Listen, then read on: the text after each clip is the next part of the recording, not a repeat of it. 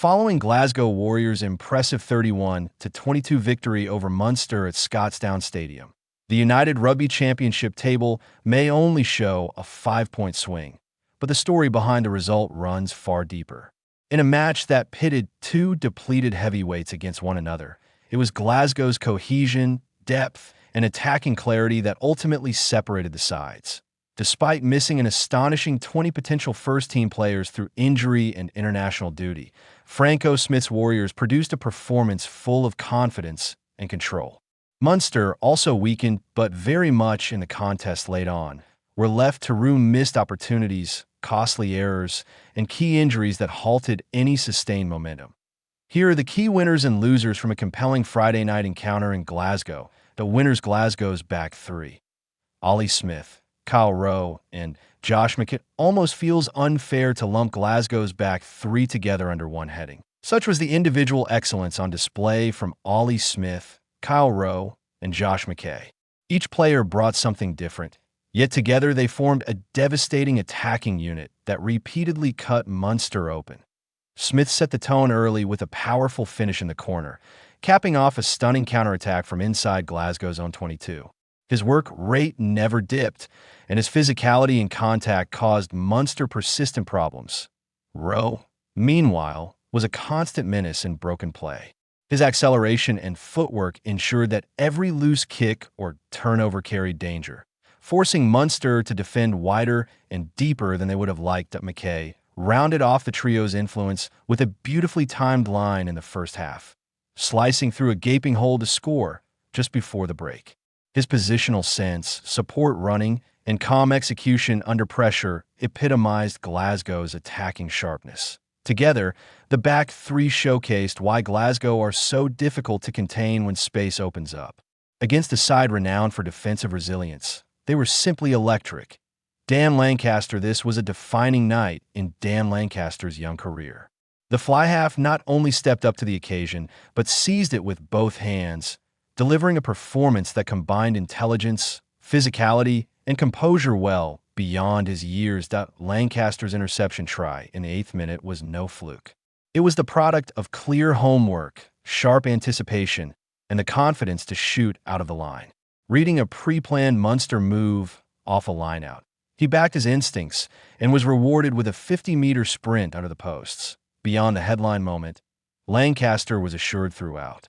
He distributed accurately, offered a genuine running threat, and stood firm defensively, making important tackles and fronting up physically. In difficult conditions at Scotstoun, his decision-making was mature and measured. This felt like a genuine coming-of-age performance for the 24-year-old.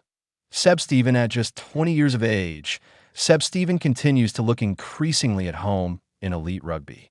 Thrust into the spotlight in the absence of established hookers Johnny Matthews and Gregor Hiddleston, the Academy product delivered a performance full of energy, mobility, and composure. Steven impressed both at the set piece and in open play, showing strong fundamentals while also contributing effectively out wide. His ability to stay involved across the park, coupled with his physical edge and contact, underlined why Glasgow are so excited about his development. He plays with the confidence of someone who believes he belongs at this level, and performances like this suggest that belief is well-founded. Glasgow's squad depth. Perhaps the biggest winner of the night was Glasgow Warriors' depth itself. Missing 20 players from their wider squad, Franco Smith's side could easily have used circumstances as an excuse. Instead, they produced one of their most cohesive displays of the season. The attacking patterns were slick, the defensive organization disciplined, and the overall performance showed no sign of disruption. That speaks volumes about the work done behind the scenes and the clarity of Smith's coaching philosophy. With the Warriors competing on multiple fronts this season, this result could prove hugely significant, not just in terms of league points, but in reinforcing belief throughout the squad. Dan Kelly, Munster. In a difficult night for Munster, Dan Kelly stood out as a rare bright spark. His try was a moment of real quality, hitting a sumptuous line from deep in his own half before fending off Ollie Smith and showing impressive pace to finish. Kelly's score helped spark Munster's late resurgence and reminded everyone of his attacking threat. While others struggled for consistency, Kelly's intent and execution never wavered. Stafford McDowell as captain. Stafford McDowell led by example with a powerhouse display. He was relentless as a carrier, finishing the night with 17 carries that repeatedly put Glasgow on the front foot.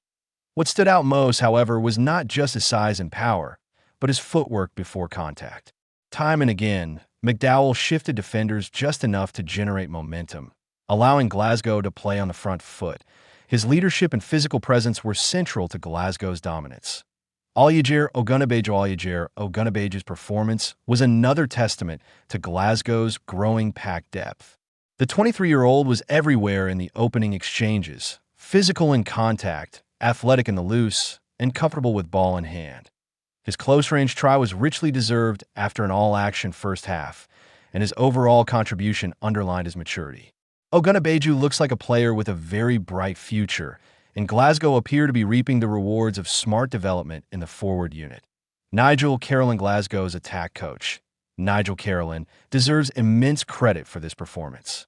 The Warriors were a joy to watch with ball in hand, moving it with pace, precision, and purpose. The attacking structures ran deep throughout the squad, with no visible drop-off despite the absentees. In truth, Glasgow could easily have scored more than 31 points. Such was their ability to punch holes in Munster's defense. Carolan's fingerprints were all over this display. Losers Ollie Jaeger, it was a cruel night for Munster tight head Ollie Jaeger. Making his first start since October, the former Crusaders prop would have hoped for a platform to rebuild momentum. Instead, his evening was cut short after just 17 minutes when he limped off with what appeared to be another serious injury. The sight of Jaeger leaving the field visibly dejected said all. Munster will be anxiously awaiting updates, knowing how damaging another long-term absence could be for both player and team.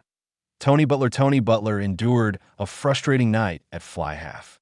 While conditions were far from easy, his opposite number Lancaster and Glasgow scrum half Ben Offshar largely navigated them without issue. Butler struggled with touch finding and handling, and the interception that led to Lancaster's try summed up an underwhelming outing. On a night when control and accuracy were paramount, Butler was unable to impose himself on the game.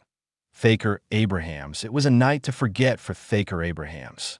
His struggles began early with an illegal charge down on a Lancaster conversion, followed by another infringement despite clear warnings from the referee.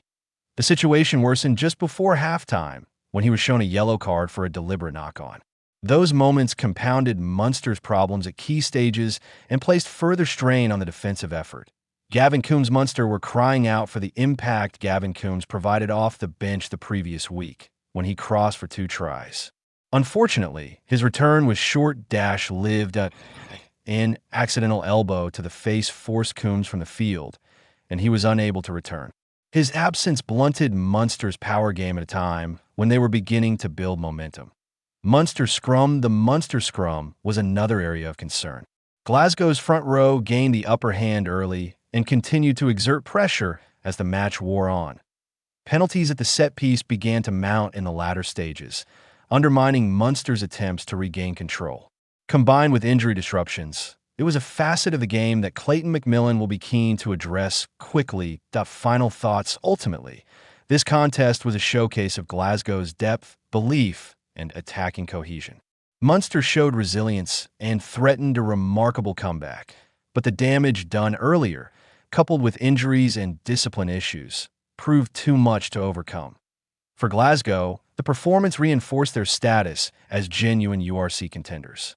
For Munster, it was a night that raised uncomfortable questions, even as it offered glimpses of hope. Friday night at Scotstoun belonged to the Warriors, and to a squad proving that strength and depth is more than just a cliché.